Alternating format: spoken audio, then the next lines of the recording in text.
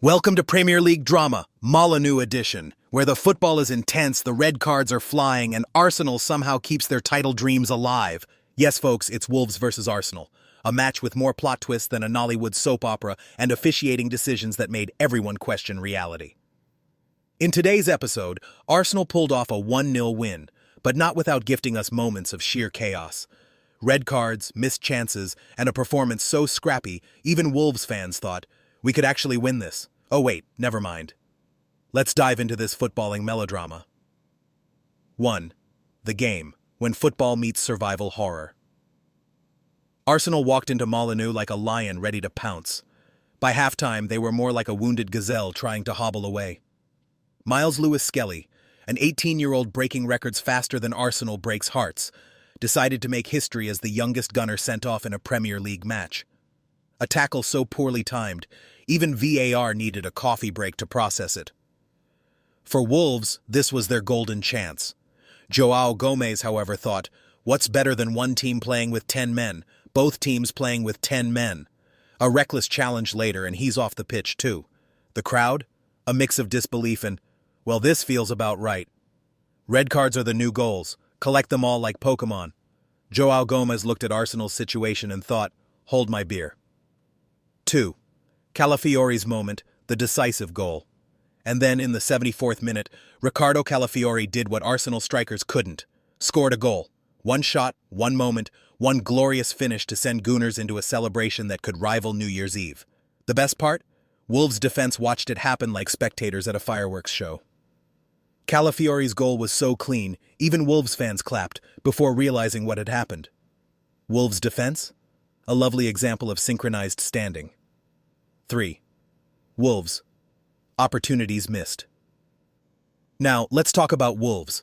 They had chances, plural. Aït-Nouri, Cunha, and a few others gave Arsenal fans heart palpitations, but Arsenal's goalkeeper Raya turned into Gandalf from Lord of the Rings. You shall not pass.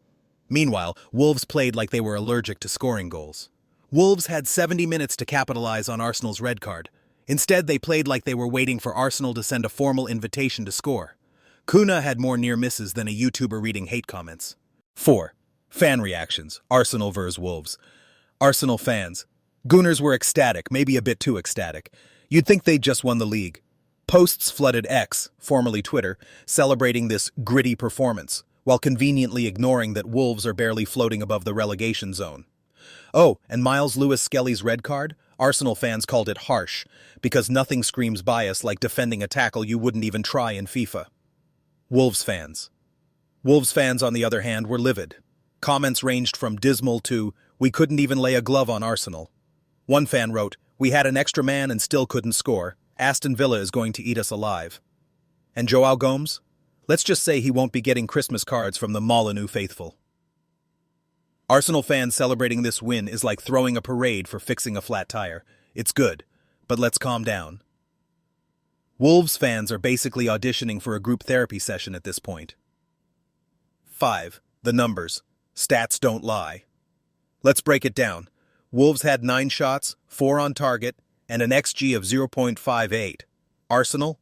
9 shots, 3 on target, and an XG of 0.99. But the real stat?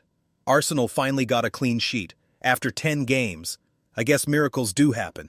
Wolves, meanwhile, are still above the relegation zone, on goal difference. So technically, it's like surviving a shipwreck by holding onto a soggy life jacket. Arsenal's clean sheet drought lasted longer than most New Year's resolutions. Wolves staying out of the relegation zone? Proof that Ipswich Town is doing charity work. 6. Closing thoughts. What's next?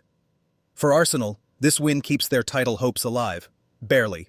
Up next, a showdown with Manchester City where they'll need more than safe words and scrappy goals to survive. As for Wolves, they'll face Aston Villa, and let's just hope they bring more than vibes to that match. So, what did we learn today?